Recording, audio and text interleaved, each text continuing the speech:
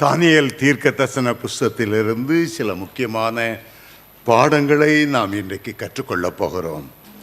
தானியேல் தீர்க்கதரிசியின் புஸ்தகம் 4ஆம் அதிகாரம் 1 முதல் 3 வசனங்களை வாசிக்கிறேன். தானியேல் தீர்க்கதரிசியின் புஸ்தகம் 4ஆம் அதிகாரம் 1 முதல் 3 வசனங்கள். ராஜாவாகிய நேபுகாத்நேச்சார் பூமியெங்கும் குடியிருக்கிற சகல ஜனத்தாருக்கும் ஜாதியாருக்கும் பாஷைக்காரருக்கும் எழுதுகிறது என்னவென்றால், உங்களுக்கு சமாதானம் பெருக கடவது. உன்னதமான தேவன் என்னிடத்தில் செய்த அடையாளங்களையும் அற்புதங்களையும் பிரசித்திப்படுத்துவது எனக்கு நன்மையாக கண்டது. அவருடைய அடையாளங்கள் எவ்வளவு மகத்துவமும் அவருடைய அற்புதங்கள் எவ்வளவு வல்லமையுமாயிருக்கிறது. அவருடைய ராஜரீகம் நித்திய ராஜ்யம், அவருடைய ஆளுகை தலைமுறை தலைமுறையாக நிற்கும். தானியேல் தீர்க்கதரிசியின் புஸ்தகம் கிறிஸ்துவுக்கு முன்னால் 530ஆம் வருடத்தில் தானியேலால் எழுதப்பட்டது. முதல் 6 அதிகாரங்கள் சரித்திரமாயிருக்கிறது. 7ஆம் அதிகாரத்திலிருந்து 12ஆம் அதிகாரம் வரையிலும் ஆழமான தீர்க்க தரிசனமாயிருக்கிறது. இந்த தானியேல் தீர்க்க தரிசன புஸ்தகத்தை வாசிக்கும் போது கர்த்தர் தம்முடைய பிள்ளைகளை எவ்விதமாய் நடத்தினார், அவருடைய ஜெபத்தை எவ்விதமாய் கேட்டார், எவ்விதமாய் அற்புதங்கள் நிகழ்ந்தன, அதை வாசிக்கும் போது நம்முடைய உள்ளத்தில் பெரிய விசுவாசம் வருகிறது. அதே நேரத்தில் ஒரு பெருமையுள்ளவனுக்கு ஆண்டவர் எப்படி எதிர்த்து நிற்கிறார், அகந்தை உள்ளவரை எப்படி தாழ்த்துகிறார், அந்த பாடங்களை நாம் படித்துக் கொள்ளுகிறோம். ராஜாவாகிய நேபுகாத்நேச்சார் நிறுத்தின பொற்சிலையை வணங்குவதில்லை என்று வைராக்கியமாய் நின்ற ஷாத்ராக், மேஷாக், அபேத்நேகோ, இதை குறித்து உமக்கு உத்தரவு செல்ல எங்களுக்கு நேரமில்லை, தேவையில்லை. நாங்கள் ஆராதிக்கிற எங்களுடைய தேவன் எங்களை தப்புவிக்க விடுதலையாக்குகிற ராஜாவாகிய உம்முடைய கைக்கும் இந்த அக்கினி சூளைக்கும் எங்களை விடுவித்து காப்பார். ஒரு கோபக்காரனாகிய பெரிய சக்கரவர்த்தியை பார்த்து நெஞ்சில இடிக்கிறது போல அவர்கள் சொன்னார்கள். அப்படிப்பட்ட சூழ்நிலையில் அக்கினி சூளையில் போடப்பட்ட போது கர்த்தர் எவ்விதமாக ஷாத்ராக், மேஷாக், அபேத்நேகோவை காப்பாற்றினார். இந்த தானியேலின் புஸ்தகம் நம்முடைய விசுவாசத்தை வளர்க்கிறது. தானியேல் சிங்கக்கபியிலே போடப்பட்ட போது எப்படி சிங்கங்கள் சேதப்படுத்தாதபடி ஆண்டவர் அவைகளின் வாய்களை கட்டி போட்டார். அந்த சரித்திரம் நம்முடைய உள்ளத்தை தொடுகிறது. அதே நேரத்தில் இந்த 4ஆம் அதிகாரம் ஒரு சுயசரிதை போல, ஒரு மனிதனுடைய சாட்சியை போல நேபுகாத்நேச்சார் இந்த சாட்சி எழுதுகிறார். ஒருவருக்காக மட்டுமல்ல, தன்னுடைய 120 தேசத்தில் உள்ள அத்தனை மக்களுக்கும் ஒரு பிரகடனத்தை அவர் எழுதி எடுகிறார். அந்த நாட்களில் எத்தனை கோடி பேர் இருந்தார்களோ தெரியவில்லை. அவர்களுக்கு அது பயனுள்ளதாய் அமைந்தது. மட்டுமல்ல, இன்றைக்கும் அது நமக்கு பயனுள்ளதாய் அமைகிறது. நேபுகாத்நேச்சார் ஒரு கடிதம் போல எழுதுகிறார். 1ஆம் வசனம், ராஜாவாகிய நேபுகாத்நேச்சார் பூமியெங்கும் குடியிருக்கிற சகல ஜனத்தாருக்கும் ஜாதியாருக்கும் பாஷைக்காரருக்கும் எழுதுவது என்னவென்றால், உங்களுக்கு சமாதானம் பெருக கடவது. பெரிய அப்போஸ்தலனாகிய பவுல் என்று நினைப்போ என்று நான் எண்ணினேன். பேதுரு அப்போஸ்தலன் எழுதுகிற நிருபத்திலெல்லாம் உங்களுக்கு கிருபையும் சமாதானமும் உங்களில் பெருகுவதாக. ஒரு கடிதத்தை எப்படி எழுத வேண்டும், ராஜா அதை அறிந்திருந்தார். தன்னுடைய தேச ஜனங்களுக்கு எழுதும்போது சமாதானம் உங்களில் உண்டாக கடவுது. சமாதானமே இல்லாத ராஜா 2 சொப்பனங்களை கண்டு கலங்கி கொண்டிருந்த ராஜா ஆண்டவரால் ஒரு நல்ல பாடம் கற்பிக்கப்பட்டு இப்பொழுது எழுதுகிறார், தேச மக்களே, உங்களுக்கு சமாதானம் உண்டாவதாக, உங்களுக்கு தேவ கிருபை உண்டாவதாக. அவர் தன்னுடைய அனுபவத்திலே ஒரு கசப்பான பாடம் கற்றுக்கொண்டார். ஒரு மேட்டிமைக்கு வருகிற ஒரு வேதனை என்னவென்று அவர் புரிந்து கொண்டார். அவரை 3 விதங்களிலே வேதம் நமக்கு சொல்லுகிறது. தானியேல் 2ஆம் அதிகாரத்தில் ஒரு பொன்னான தலையாய் ஆண்டவர் அவரை காண்பித்தார். பல சாம்ராஜ்யங்கள் வந்த போதிலும் கூட அதனுடைய அந்த சிலையினுடைய மார்பும் அதனுடைய கைகளும் பொன்னுமாய் இருந்த போதிலும், அதனுடைய வயிறு வெண்கலமாய் இருந்த போதிலும், அதனுடைய பாதங்கள் இரும்பாய் இருந்த போதிலும், பாதங்களில் விரல்கள் இரும்பும் களிமண்ணும் கலந்த கலவையாய் இருந்த போதிலும், அந்த நேபுகாத் நேச்சாரை பொன்னால் செய்த ஒரு அழகான பிரகாசமான முகமாய் வேதம் சுட்டி காண்பித்தது. அவர் சென்ற இடங்களிலெல்லாம் வெற்றி. அத்தனை சாம்ராஜ்யங்களும் அவருக்கு முன்பாய் மண்டியிட்டு அவருடைய ஆளுகை ஏற்றுக்கொண்டன. தேவனுடைய தேசமாகி இஸ்ரவேல் தேசத்தையும் கூட நேபுகாத் நேச்சார் ஜெயங்கொண்டார். அவர்களை கைதியாக அழைத்து கொண்டு வந்தார். இப்பொழுது அவருடைய ராஜ்யம் பெருகி பெருகி பெருகி பெருகி 120 தேசங்களாக உயர்ந்து விட்டன. யுத்தங்கள் ஓய்ந்து போனது. பசுமையான நாட்கள் உண்டானது. ஆகவே மீதி இருக்கிற நேரத்தில் பல ஜாதிகளிடத்திலிருந்து பல தேசத்திலிருந்து கொள்ளை அடித்து கொண்டு வந்த அந்த பொருட்களை வைத்து, தங்கத்தை வைத்து, செல்வங்களை வைத்து ஒரு அழகான பாபிலோன் தேசத்தை அவர் உருவாக்குவதிலே தன்னுடைய முழு எண்ணங்களையும் செலவழித்து கொண்டிருந்தார். அந்த வேளையில்தான் அவருக்கு ஒரு சொப்பனம் வந்தது. முதல் சொப்பனம் அந்த பொற்சிலையாகிய சொப்பனம். அது அவருக்கு கலக்கத்தை கொண்டு வந்தது. இப்போது இந்த 4ஆம் அதிகாரத்தில் அடுத்த சொப்பனத்தை காண்கிறார். அந்த சொப்பனத்தை பார்த்தால் ஒரு பெரிய மரம், ஒரு பெரிய விருட்சம் அழகாக தோன்றி படர ஆரம்பித்தது. பெரிய ஆலமரம் போல எல்லா பக்கத்திலும் நிழல் கொடுக்கக்கூடிய ஒரு பெரிய விருட்சம். அதனுடைய நிழலிலே பல மிருகங்கள் வந்து சேர்ந்தன. அதனுடைய கிளைகளிலே அநேக பறவைகள் கூடு கட்டின.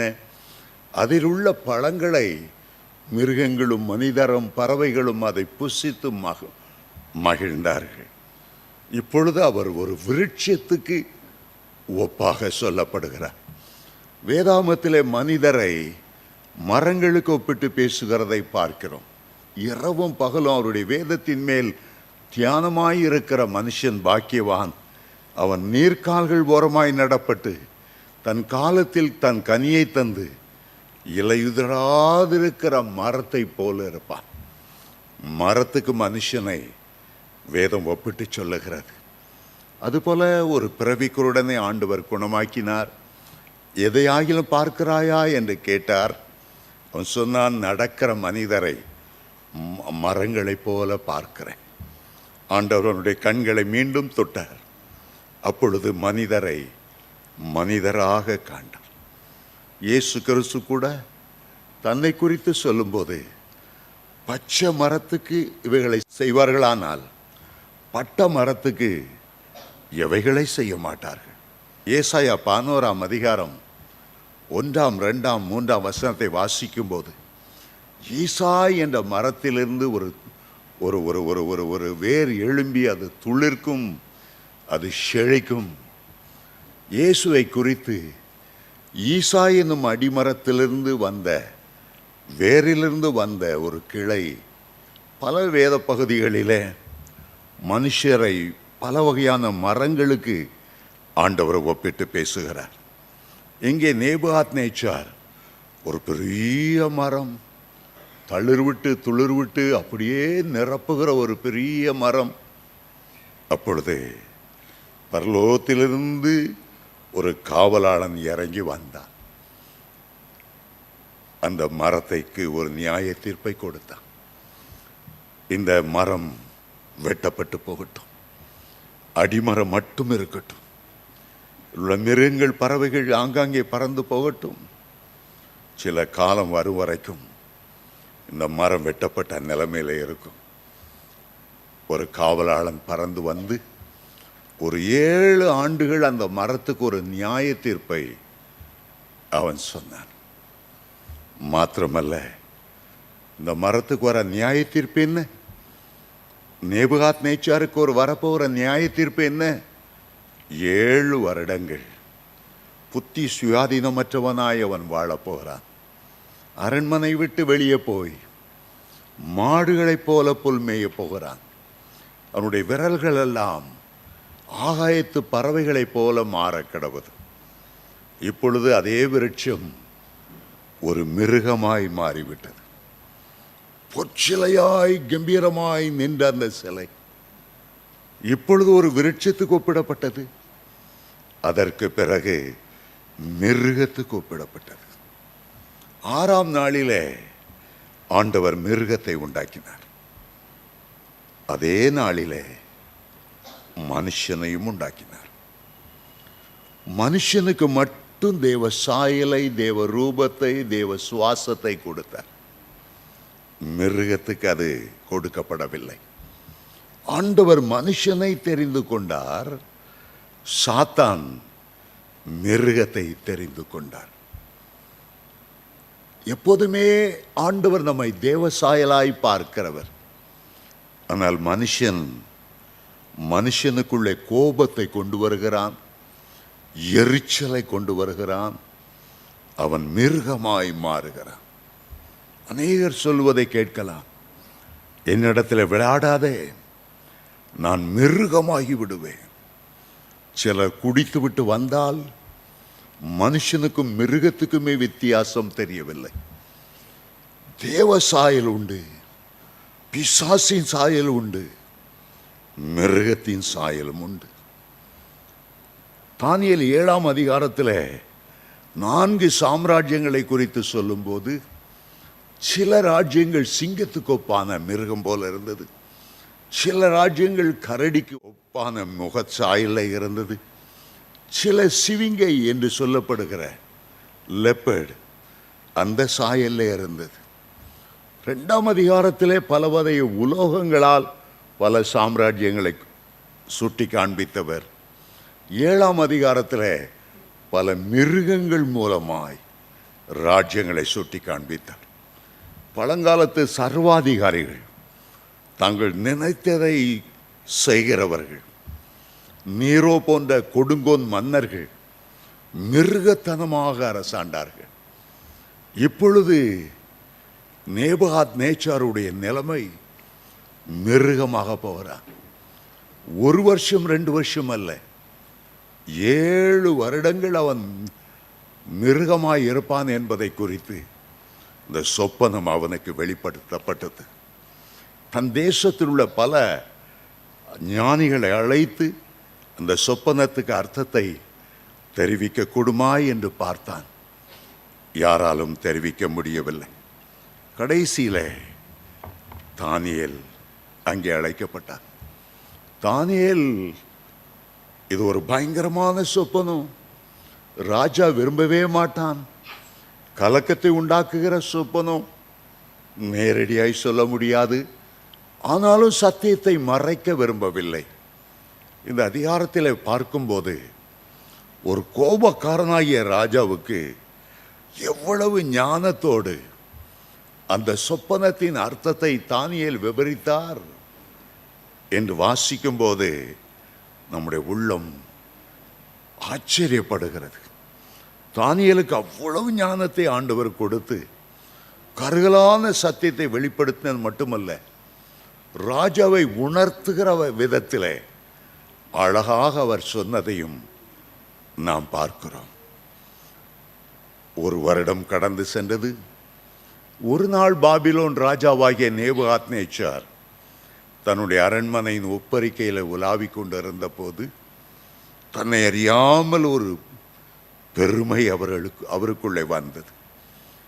என்னுடைய வல்லமையின் பராக்கிரமத்தினால், என்னுடைய மகிமைக்காக நான் கட்டின பாபிலோன் அல்லவா என்று சொன்னார்.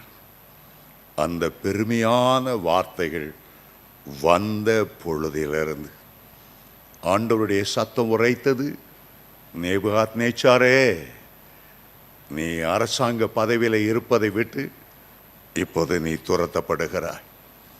மிருகத்தை போல புல் மேய போகிறாய். உன்னுடைய இருதயம் மனித இருதயமாய் இருந்தது, அதை எடுத்து ஒரு மிருகத்தின் இருதயத்தை ஆண்டவர் உனக்கு தருகிறார். 7 வருடங்கள் அந்த நியாயத்தீர்ப்பு. வீட்டில் தங்கவே முடியாது. இரவு முழுவதும் ஆகாயத்து பனியினால் நீ நனைந்து கிடக்க வேண்டிய ஒரு நிலைமை வரும். அந்த நிமிஷமே அவருடைய புத்தி மாறாட்டம் ஏற்பட்டது. அவர் காட்டு மிருகத்தை போல சஞ்சரித்தார். 7 ஆண்டுகள் ஒரு பயங்கரமான நியாய தீர்ப்பு. ராஜாவாயிருக்கிற உன்னத நிலைமை எப்படி, ஒரு மிருகமாயிருக்கிற நிலைமை எப்படி? ஆண்டவர் எந்த மனுஷனை உயர்த்த தாழ்த்த அவரால் முடியும்? ஆண்டவர் பெருமை உள்ளவனுக்கு எப்போதும் எதிர்த்து நிற்கிறார். உனக்கு கொடுக்கப்பட்ட சிங்காசனம் தேவனுடைய கிருபை, உனக்கு கொடுக்கப்பட்ட ராஜ்யங்கள் தேவனுடைய கிருபை, உனக்கு கொடுக்கப்பட்ட அறிவு ஞானம் தேவனுடைய கிருபை. உனக்கு உலக பிரகாரமான ஒரு ராஜ்யம் கொடுக்கப்பட்டாலும் உன்னை ஆளுகிற ஒருவர் உண்டு. ராஜாக்களை தள்ளி ராஜாக்களை அபிஷேகம் பண்ணுகிறவர் உண்டு. உனக்கு சொற்பமான அதிகாரம் உண்டு. கர்த்தருக்கோ வானத்திலும் பூமியிலும் சகல அதிகாரம் உண்டு. அவனுக்கு சொல்லப்பட்டது என்ன? நீர் பரம அதிகாரத்தை அறிந்து கொள்ளுகிற வரையிலும் 7 வருடங்கள் பைத்தியக்காரனை போல இருப்பீர். என்ன பயங்கரமான நியாயத்தில் அந்த 7 வருடங்கள் பைத்தியக்காரனை போல் இருப்பீர்கள். எனக்கு ஒரு சம்பவம் ஞாபகம் வருகிறது. எங்களுடைய தெருவில் ஒரு செல்வந்தன் இருந்தார். பெருமைன்னா சொல்ல முடியாத பெருமை. ஒரு 5 பவுனுக்கு மைனர் செயினை போட்டிருப்பார். அப்படியெல்லாம் ஷர்ட்டை திறந்து விட்டுருப்பார். ஊருக்கு வந்தா காலையில் சாயங்காலம் சர்ச்சுக்கு மட்டும் ஒழுங்காக போயிடுவார். ஒரு நாள் அவர் சொன்னார், 10 பைசாவுக்கு மேலே கோயிலில் காணிக்கப்பட மாட்டேன். ஏன் தெரியுமா? ஐயர் திருடே, ட்ரெஷரர் திருடே, அங்குள்ள செக்ஸ்டன் திருடே, எல்லாம் திருட்டு ராஸ்கல்ஸ். 10 பைசா தான் காணிக்க போடுவேன். சத்தமாய் சொல்லி கொண்டு வந்தார். எனக்கு கேட்க கஷ்டமாக இருந்தது. நீ ஐயருக்கா காணிக்க கொடுக்கிறா? உனக்கு பூமியில் வாழ ஒரு வாய்ப்பு அளித்தவர், உனக்கு சம்பாதிக்க ஞானம் கொடுத்த கர்த்தருக்கல்லவா நீ காணிக்க கொடுக்கணும். என் மனுஷனை நீ பார்க்கிறாய். வேதனையாக இருந்தது. அதை விட ஒரு வேதனை, கிறிஸ்மஸ் நேரத்தில் எங்களுடைய ஊரில் உள்ள ஆஃபனேஜ் பிள்ளைகள், ஆண்களும் பெண்களும் அழகாக சீருடை உடுத்தி தெருவிலே பாட்டு பாடிக்கொண்டு வருவார்கள். ஒவ்வொரு வீட்டிலும் நின்று 3-4 பாட்டு பாடுவார்கள். பிறகு அதில் ஒரு அனாதை சிறுவன் ஜெபிப்பான். அந்த வீட்டில் உள்ளவங்க மனமிறங்கி ஏதாவது பலகாரங்கள் அல்லது காசு கொடுத்தால் சந்தோஷமாய் பெற்றுக்கொள்வார்கள். பிறகு அடுத்த வீட்டுக்கு போவார்கள்.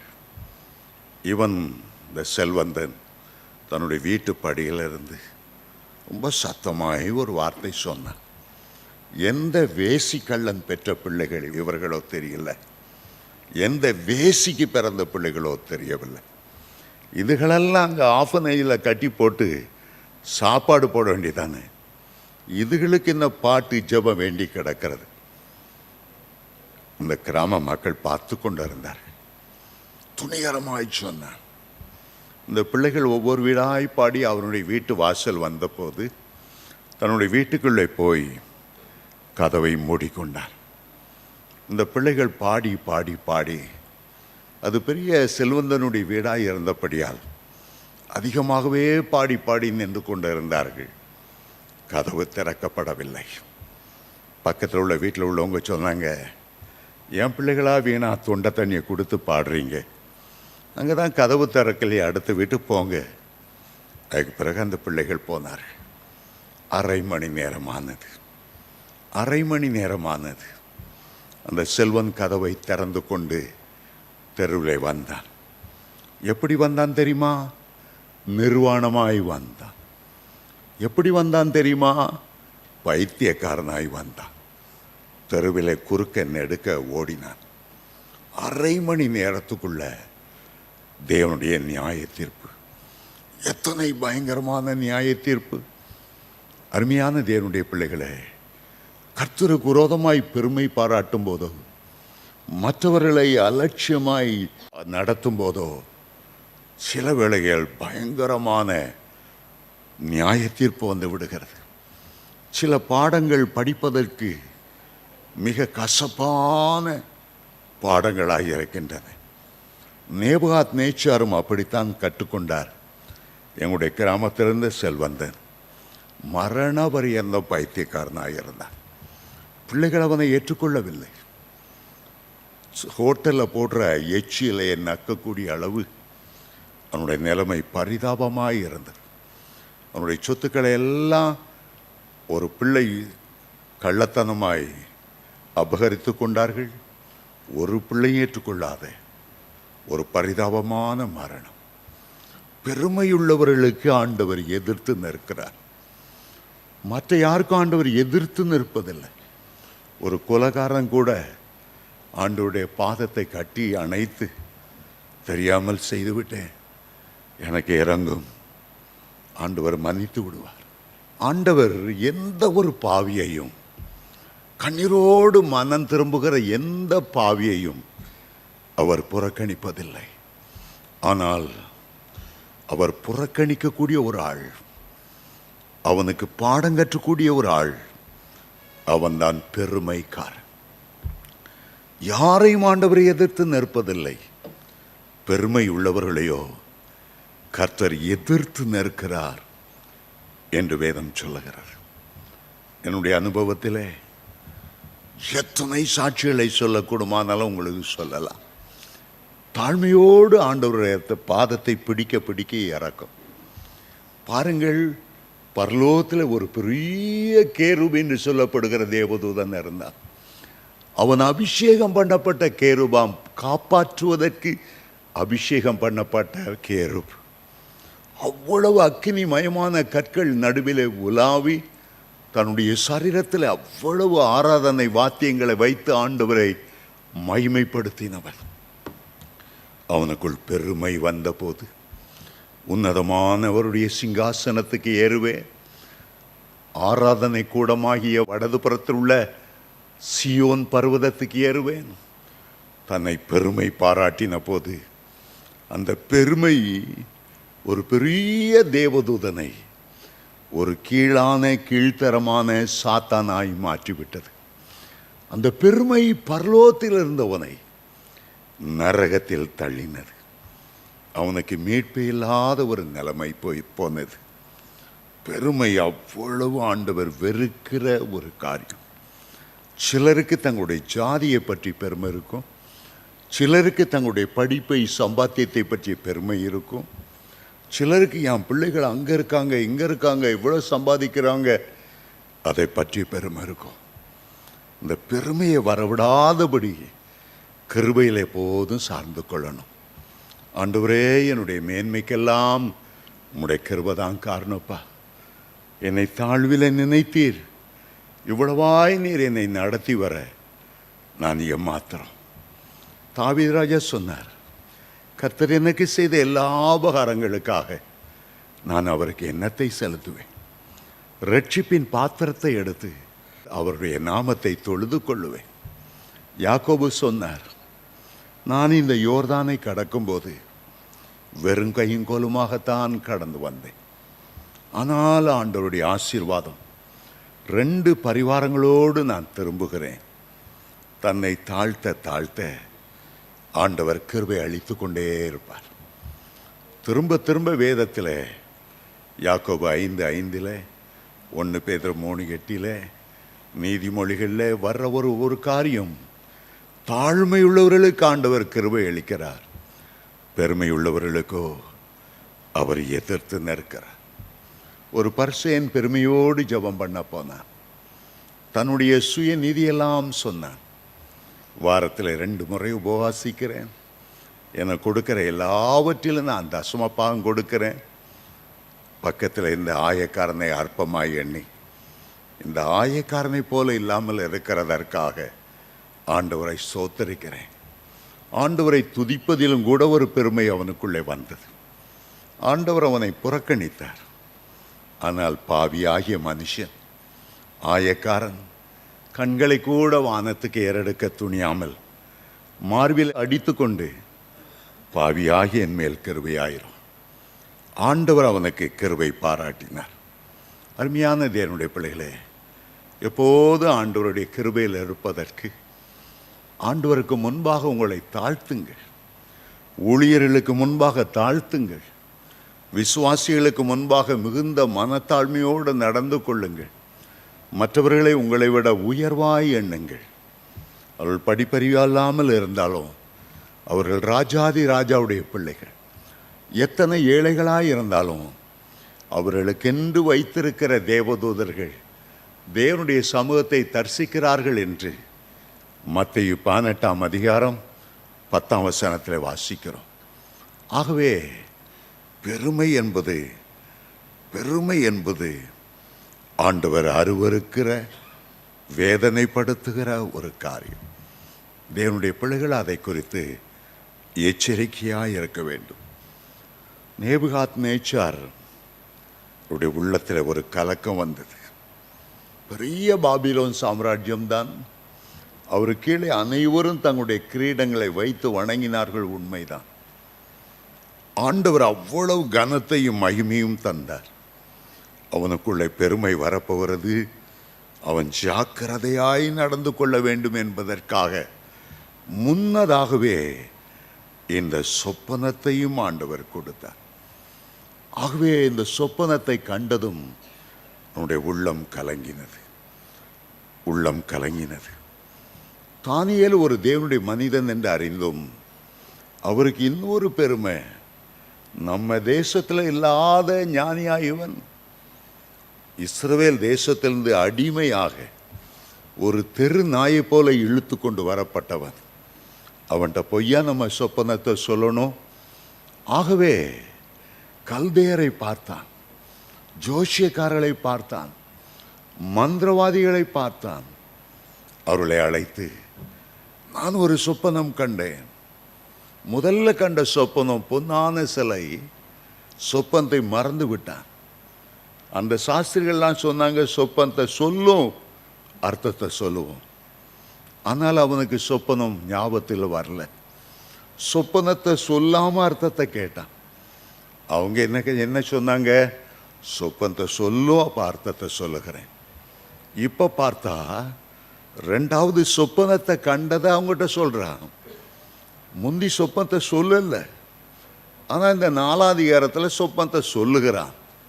சொப்பனத்தை சொல்லியும் கூட அந்த உலக ஞானிகள் அதுக்கு பதில் கொடுக்கவில்லை.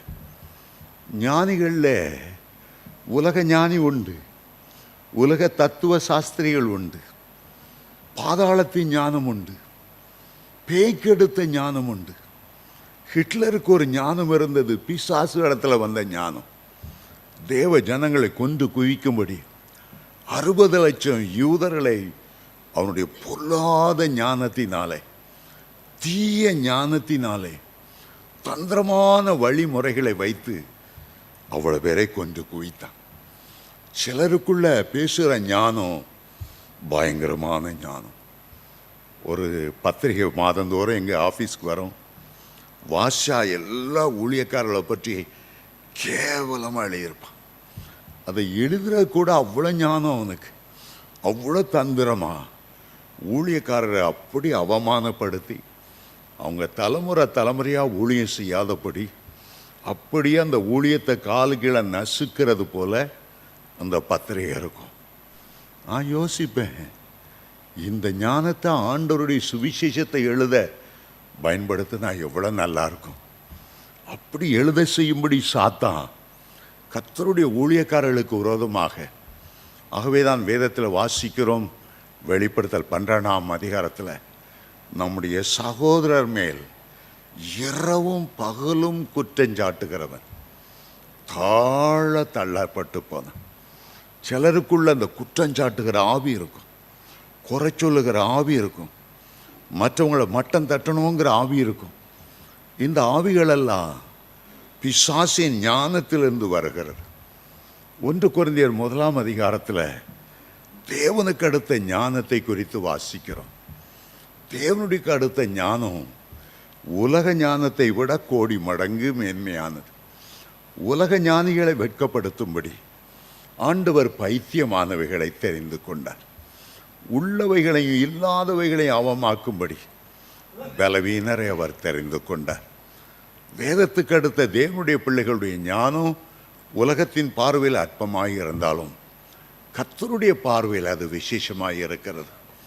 தானியேல் கர்த்தருக்கு வைராக்கியமாய் நின்ற போது வேதம் சொல்லுகிறது, உலகத்தில் உள்ள எல்லா ஞானிகளை பார்க்கிலும் 10 மடங்கு அதிகமான ஞானம் இருந்தது. நேபுகாத் நேச்சார் சொல்லுகிறார், உனக்கு விசேஷித்த தேவர்களுடைய ஆவி இருக்கிறதை நான் அறிவேன். பரிசுத்த தேவருடைய ஆவி உனக்குள்ளே இருக்கிறது. தானியேலை அந்த ராஜா அவ்வளவு கனப்படுத்தினார். தானியேலை அழைத்தார். அந்த ஜோசியக்காரர்கள், பாபிலோனில் உள்ள ஞானிகள் அந்த ஞானத்தை அவமாக்கும்படி தானியேல் தீர்க்கதரிசி அந்த சொப்பனத்துக்கு அர்த்தம் சொன்னார். அருமையான தேவனுடைய பிள்ளைகளே, சொப்பனம் என்பது ஒரு மறைப்பொருள். புதிய ஏற்பாட்டில் எப்படி அந்நிய பாஷை ஒரு மறைப்பொருளாக இருக்கிறதோ, பழைய ஏற்பாட்டில் சொப்பனம் ஒரு மறைப்பொருள். பழைய ஏற்பாட்டில் ராஜாக்களுக்கெல்லாம் ஆண்டவர் சொப்பனத்தை கொடுத்தார், ஆனால் அர்த்தத்தை கொடுக்கறதில்லை. அர்த்தத்தை சொல்ல வேண்டும் என்றால் தேவனுடைய பிள்ளைகள் மூலமாகத்தான் அந்த அர்த்தம் வெளியாகிறது. அந்நிய பாஷை பேசுகிறோம், ஆனால் பாஷைகளுக்கு வியாக்கியானம் பண்ணுகிற வரம் இருந்தால்தான் ஒரு மனுஷன் பேசுகிற அந்நிய பாஷையினுடைய அர்த்தம் என்னவென்று புரிந்து கொள்ள முடியும். 1 கொரிந்தியர் 12 அப்போஸ்தலனாகிய பவுல் எழுதுகிறார், அந்நிய பாஷைகளை பேசுகிறவன் அவனுடைய அர்த்தத்தையும் சொல்லும்படி விண்ணப்பம் பண்ண கடவன். வீணாய் சபையில் அந்நிய பாஷையில் பேசி பேசி சபை நேரத்தை வீணாக்கக்கூடாது. தனிப்பட்ட ஜெப வாழ்க்கையில் எவ்வளவு அந்நிய பாஷை பேசணுமோ பேசுங்க. அந்நிய பாஷையில் பேசுகிறவன் தேவனோடு ரகசியத்தை பேசுகிறான். அந்நிய பாஷை பேச பேச நமக்குள்ளே ஒரு பக்தி விருத்தி உண்டாகிறது. தனிப்பட்ட ஜெப நேரத்தில் பேசுகிற அந்நிய பாஷை உண்டு, சபையிலே பேசுகிற அர்த்தமுள்ள பாஷைகள் உண்டு, சபையில் பேசுகிற தீர்க்க தரிசன வார்த்தைகள் உண்டு. ஆகவே உங்களுக்கு கொடுக்கப்பட்ட நேரத்தில் அந்நிய பாஷை பேசுவதற்காக சபையில் 5 நிமிடமோ 10 நிமிடமோ கொடுக்கலாம். அந்த நிமிடம் அந்த தேவனுடைய வார்த்தைகள் வரும்போது நீங்கள் சத்தமாய் பேசலாம். பேசும்போது என்னுடைய அர்த்தத்தையும் சொல்லும்படி ஆண்டவரிடத்தில் விண்ணப்பம் பண்ண கடவன். ஏனென்றால் பாஷை வித்தியாசமான பாஷைகள். ஒன்று உங்களுடைய உள்ளத்திலிருந்து தேவனை நோக்கி செல்லுகிற ஜெபங்களும் அந்நிய பாஷையாய் அவரை நோக்கி செல்லுகிறது. அவரை புகழ்ந்து பேசுகிற துதியும் கூட அந்நிய பாஷையாய் பேசுகிறது. சில காரியங்களை மற்றவர்கள் அறியக்கூடாது, ரகசியமாய் தமிழில் நினைக்கிறத அந்நிய பாஷையில் ஜெபிக்கிற ஜெபங்கள் உண்டு. ஆனால் சில அந்நிய பாஷை தேவனிடத்திலிருந்து வருகிற செய்தி. அப்படிப்பட்ட செய்தியை சபையில் பேசும்போது அதனுடைய அர்த்தத்தையும் விண்ணப்பிக்க கடவன். யோசேப்புக்கு தானும் சொப்பனம் கண்டார், ராஜாவின் சொப்பனத்துக்கும் விளக்கம் கொடுத்தார். நேபுகாத் நேச்சருக்கு ஆண்டவர் சொப்பனத்தை கொடுத்தார், ஆனால் அர்த்தத்தை கொடுக்கவில்லை. அந்த அர்த்தத்தை தானியேல் தீர்க்கதரிசி மூலமாகத்தான் அந்த அர்த்தத்தை வெளிப்படுத்தினார். அருமையான தேவனுடைய பிள்ளைகளே, அவருடைய நிலைமை எப்படி கீழே இறங்குகிறது. பொன்னான தலையாயிருந்தவர் 2வது விருட்சமாய் மாறினவர் எப்படி மிருகமாய் மாறப்போகிறார் என்கிற விளக்கத்தை அதில் கொடுத்தார். ஆண்டவருடைய பெரிய இரக்கம் பாருங்க. அந்த மரம் வெட்டப்பட்டு போனாலும் அதனுடைய அடிமரம் அங்கே தான் இருந்தது. இன்னும் வாழ ஒரு சந்தர்ப்பம், மனம் திரும்பி ஜனங்களுக்கு கர்த்தரை அறிவிக்க உனக்கு இன்னொரு சந்தர்ப்பம் கொடுக்கப்படுகிறது. பெருமைக்கு ஒரு நியாய தீர்ப்பு வந்தாலும் கிருபையின் ஆண்டவர் அடிமரத்தை அங்கேதான் வைத்தார். யோவான் ஸ்நானகன் சொன்னார், யூதர்களை பார்த்து, இதோ கோடாரியானது மரத்தின் வேர் அருகே வைக்கப்பட்டு இருக்கிறது. கோடாரி என்றால் நியாய தீர்ப்பு என்ற அர்த்தம். அந்த கோடாரி மரத்தின் வேரருகே வைக்கப்பட்டு இருக்கிறது. நீங்கள் நல்ல கனி கொடுக்காமல் போனால், நேபுகாத் நேச்சரை போல பெருமையுள்ளவர்களாக இருந்தால், வேரருகே இருக்க கோடாரி மரத்தை தரித்து போடும், நியாய தீர்ப்பு வந்துவிடும். இயேசு கிறிஸ்துவை சிலுவையில் அறைந்ததின் மூலமாக யூதருக்கு ஒரு நியாய தீர்ப்பு வந்தது. அவர் சிலுவையில் மரித்து சரியாய் இன்னும் ஒரு 40 ஆண்டுகள் கழிந்தன. கிபி 70 அந்த வேறு அருகே இருந்த கோடாரி இஸ்ரவேல் ஜனங்கள் மேல் விழுந்தது. இஸ்ரவேல் தேசத்தை தீத்துராயன் படையெடுத்து வந்து அந்த தேசத்தை அழித்தான். எருசலேம் தேவாலயத்தை ஒரு கல்லின் மேல் ஒரு கல் இல்லாதபடி தரைமட்டமாக்கினான். சரித்திர ஆசிரியர்கள் சொல்லுகிறார்கள், எருசலேம் பட்டணத்தில் ஒரு குதிரையினுடைய கடிவாள அளவுக்கு இரத்த ஆறு ஓடினதாம். ஆண்டவர் எருசலேமை பார்த்து அழுதார். எருசலேமே எருசலேமே, கண்ணீர் விட்டு அழுதார். உனக்கு கிடைத்த இந்த நாளிலாகிலும் உன்னுடைய சமாதானத்துக்கு ஏற்றவைகளை அறிந்திருந்தாயானால் நலமாயிருக்குமே. எருசலேமே, கோழி தன்னுடைய குஞ்சுகளை செட்டைகளின் கீழாய் சேர்த்துக்கொள்வது போல உன்னை சேர்த்துக்கொள்ள மனதாய் இருந்தேனே.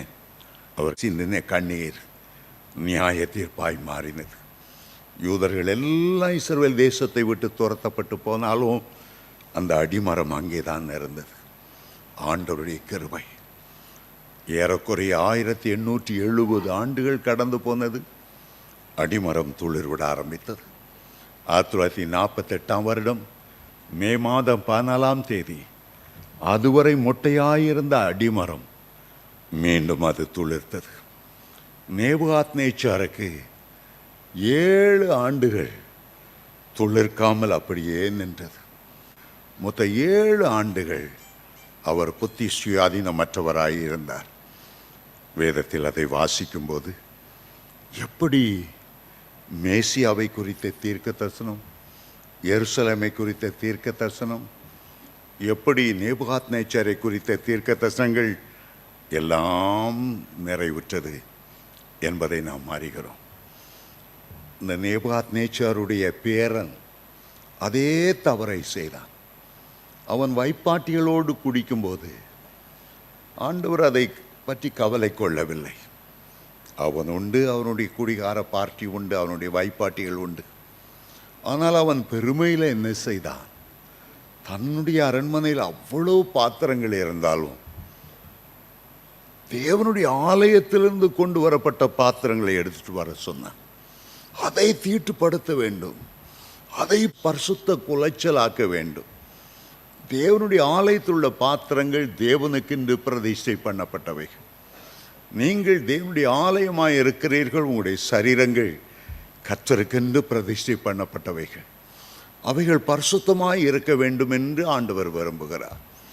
ஆனால் அந்த பெல்ஷஸ்ஸார் என்ற ராஜா, நேபுகாத் நேச்சாரின் பேரன், இதே பெருமை அவனுக்குள்ளே வந்தபோது ஒரு கையிருப்பு தோன்றி சுவரிலே எழுதினது, மேனே மேனே தெக்கேல் பார்சி, நீ தராசில நெருக்கப்பட்டு குறைவுள்ளவனாய் காணப்பட்டாய். அந்த வார்த்தைகளை கண்டபோது அவன் நடுங்கினான், அவன் பயப்பட்டான். அப்பொழுதும் தானியேல் தான் அழைத்து கொண்டு வரப்பட்டார். தானியேல் அவனை பார்த்து நேரடியாய் சொன்னார், உன்னுடைய தாத்தா நேபுகாத் நேச்சார் இப்படிப்பட்ட காரியத்தை செய்து பெருமை அடைந்த போது அவன் மிருகத்தைப் போல சஞ்சரித்தது உனக்கு ஞாபகம் இல்லையா? தானியேல் 5ஆம் அதிகாரம் 21ஆம் வசனத்தில் இதே சம்பவத்தை தானியேல் அவனுடைய பேரனுக்கு நினைப்பூட்டினார். சில காரியங்கள் தலைமுறை தலைமுறையாய் நினைப்பூட்டப்பட வேண்டியவை. தேவ சாயலை இழந்து மிருக ரூபம் ஆகாதபடிக்கு நீ ஜாக்கிரதையாயிரு. எந்த பாவத்துக்கு இடம் கொடுத்தாலும் பெருமைங்கிற பாவத்துக்கு இடம் கொடுத்து விடாதே. கடைசி நாட்களில் வரப்போகிற அந்தி கிறிஸ்து பெருமையானவைகளை பேசுமா. அவனுடைய கண்கள் மேட்டிமையான கண்கள். வெளிப்படுத்தல் 13ஆம் அதிகாரம் 1ஆம் வசனத்தில் சமுத்திரத்திலிருந்து ஏறி வருகிற ஒரு மிருகத்தை, இன்னொரு மிருகம் பாதாளத்திலிருந்து ஏறி வருகிற மிருகம், பெருமையின் சின்னம். அவன்தான் கடைசியாய் அழிக்கப்பட போகிற அந்தி கிறிஸ்து என்பதை நாம் அறிகிறோம். அருமையான தேவனுடைய பிள்ளைகளே, இங்கே நேபுகாத்நேச்சார் மனுஷன் என்று தள்ளிவிடப்பட்டார். பரிதாபமான ஒரு நிலைமை வந்து சில ஆண்டுகளுக்கு முன்பு ஒரு பெருமை மிக்க மதுரையில் உள்ள ஒரு கலெக்டரை குறித்து நான் அறிந்தேன்.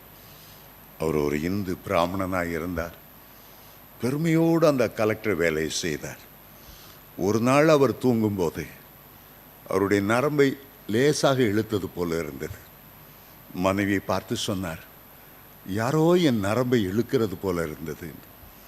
அடுத்த நாளிலிருந்து அவருடைய மூளை அப்படியே எல்லாவற்றையும் மறந்து விட்டது. ஒரு ஸ்லேட்டில் எழுதியிருந்ததை ஒரு டஸ்டரை வச்சு கம்ப்ளீட்டாக அழிக்கிறது போல அந்த பெருமையுள்ள கலெக்டருடைய எண்ணங்கள் பூரா அழிக்கப்பட்டுச்சு. அவர் பார்த்தா, ஐயா உங்கள் பேர் என்ன என்று முழிப்பார். அவர் கற்றுக்கொண்ட காரியம், அவருடைய அதிகாரம் செலுத்த முடியலை, ஆஃபீஸுக்கு போக முடியலை, துணி மாற்ற தெரியலை, அவ்வளோத்தையும் வெறுமையாய் ஆண்டவர் மாற்றிவிட்டார். ஒரு மனிதனை எப்படி அவனுடைய பெருமையை அடக்குவது என்று ஆண்டவருக்கு தெரியும். ஆகவே தேவனுடைய பிள்ளைகள் இந்த நேபுகாத்நேச்சாரிலிருந்து சில காரியங்களை கற்றுக்கொள்ளணும். கடைசியாக ஒரு 5 நிமிடத்தில் நான் முடிக்க விரும்புகிறேன். எப்படி அவருக்கு திரும்ப அந்த ராஜரீகம் மறுபடி வந்தது. தானியேல் தீர்க்கதரிசியின் புஸ்தகம் 4ஆம் அதிகாரம் 34ஆம் வசனத்திலிருந்து 37ஆம் வசனம் வரையிலும் நான் வாசிக்கிறேன். அந்த நாட்கள் சென்றபோது நேபுகாத்நேச்சாராகிய நான் என் கண்களை வானத்துக்கு ஏறெடுத்தேன். என் புத்தி எனக்கு திரும்பி வந்தது. எப்பொழுது அவருடைய புத்தி அவருக்கு திரும்பி வந்ததாம்? அவர் பரலோக தேவனுக்கு நேராக வானத்துக்கு என் கண்களை ஏறெடுத்து என் புத்தி எனக்கு திரும்பி வந்தது. ஆகவேதான் தாவீது ஒவ்வொரு முறையும் சொல்லுகிறார், எனக்கு ஒத்தாசை வரும் பர்வதங்களுக்கு நேராக என்னுடைய கண்களை ஏறெடுக்கிறேன். 123ஆம் சங்கீதத்தில் சொல்லுகிறார், வேலைக்காரனுடைய கண்கள் எஜமானுடைய கண்களை நோக்கி இருக்குமா போலவும், வேலைக்காரியின் கண்கள் எஜமாட்டியின் கைகளை நோக்கி இருக்குமா போலவும் எங்களுக்கு இரக்கம் செய்கிற வரையிலும் எங்களுடைய கண்கள் உண்மையே நோக்கி இருக்கிறது. ஏசாயா 65:22 சொல்லுகிறார், பூமியின் குடிகளே நீங்கள் எல்லாரும் என்னை நோக்கி பாருங்கள், அப்பொழுது ரட்சிக்கப்படுவீர்கள். 34ஆம் சங்கீதம் சொல்லுகிறது, அவரை நோக்கி பார்த்து பிரகாசம் அடைந்தார்கள், அவர்கள் வெட்கப்பட்டு போனதே இல்லை. நேபுகாத்நேச்சார் செய்த முதல் காரியம் தன்னுடைய கண்களை கர்த்தருக்கு நேராக ஏறெடுத்தது. இரண்டாவதாக ஆண்டவரை அவர் ஸ்தோத்தரித்தாராம். 35ஆம் வசனத்தை ஆண்டவர் எப்படி ஸ்தோத்தரித்தார் என்பதை குறித்து எழுதுகிறார். மத்திய பகுதியிலிருந்து, அப்பொழுது நான் உன்னதமானவரை ஸ்தோத்தரித்து என்றென்றைக்கும் ஜீவித்திருக்கிறவரை புகழ்ந்து மகிமைப்படுத்தினேன். அவருடைய கர்த்தத்துவமே நித்திய கர்த்தத்துவம், அவருடைய ராஜ்யமே தலைமுறை தலைமுறையாக நிற்கும். உலக ராஜ்யங்கள் தலைமுறை தலைமுறையாய் நிற்பதில்லை. கொஞ்ச காலங்கள் சில சாம்ராஜ்யங்கள் வளர்கின்றன.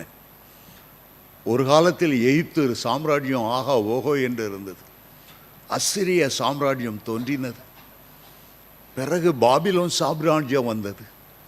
பிறகு மேதிய பெர்சிய சாம்ராஜ்யங்கள் வந்தன. பிறகு கிரேக்க சாம்ராஜ்யம் வந்தது. பிறகு ரோம சாம்ராஜ்யம் வந்தது. ஒரு ராஜ்யம் அடுத்த ராஜ்யத்தை மேற்கொள்ளுகிறது. ஆனால் கர்த்தருடைய ராஜ்யமோ என்றென்றைக்கும் நிலைநிற்கக்கூடியது. அவருடைய ஆளுகைக்கு ஒரு முடிவே இல்லை. ஆண்டவர் அதை உணர்த்தும்படி நேபுகாத்நேச்சாருக்கு இந்த பாடத்தை கற்றுக் கொடுத்தார்.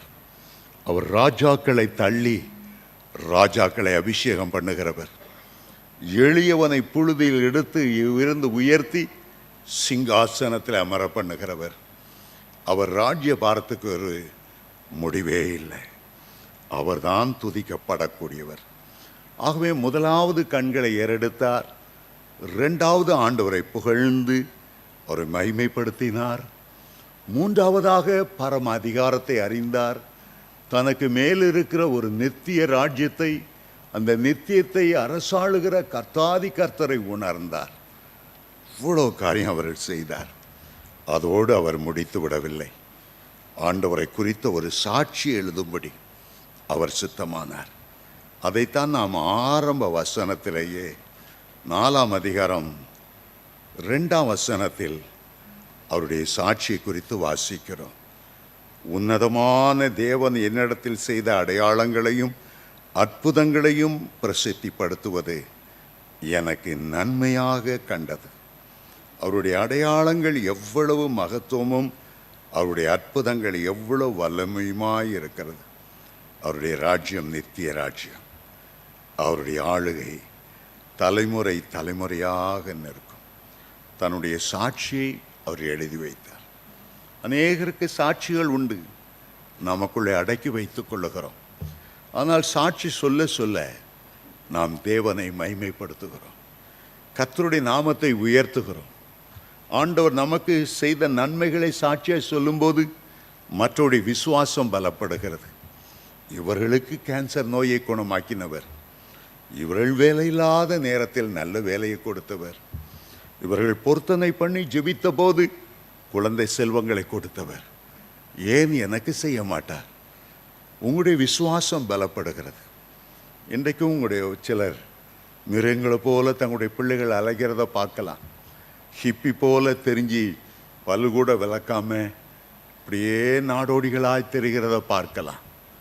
நேபுகாத்நேச்சாருக்கு புத்தியை திரும்பி வர பண்ணினவர் ஏன் என் குடும்பத்தில் அற்புதத்தை செய்ய மாட்டார்? ஆண்டவர் மேல் ஒரு நம்பிக்கை உண்டாகிறது. அருமையான தேவனுடைய பிள்ளைகளே, இந்த பாடம் மிக முக்கியமான ஒரு பாடம். பெருமை உள்ளவர்களுக்கு கர்த்தர் எதிர்த்து நிற்கிறார். ஒரு கசப்பான பாடத்தை நேபுகாத்நேச்சாருக்கு ஆண்டவர் கற்றுக் கொடுத்து, மிருகத்தை போல நாம் மிருகமாய் திரிய வேண்டியதில்லை. இதை வாசிக்கும் போது உணர்வடையும்படியாய் ஆண்டவர் கிருபை செய்கிறார். சொப்பனத்தை கொடுத்தவுடனே நேபுகாத்நேச்சார் மேல நியாய தீர்ப்பவர் அல்ல. ஒரு வருடம் 12 மாதம் அவருக்கு தவணை, ஒரு வருடம் தவணை ஆண்டவர் கொடுத்தார். ஆண்டவர் தவணை கொடுக்காமல் நியாய தீர்ப்பை அனுப்புவதில்லை. நினிவே மக்களுக்கு 40 நாட்கள் தவணை கொடுக்கப்பட்டது, பயன்படுத்தி கொண்டார்கள். ஆனால் நோவா காலத்திலோ 120 வருடம் தவணை கொடுத்தும் அவர்கள் அதை பயன்படுத்தவில்லை. ஒரு மரம் நிலத்தை ஏன் கெடுக்கிறது? 3 வருஷமா நான் தேடி வருகிறேன், கனி இல்லையே, வெட்டி போடு.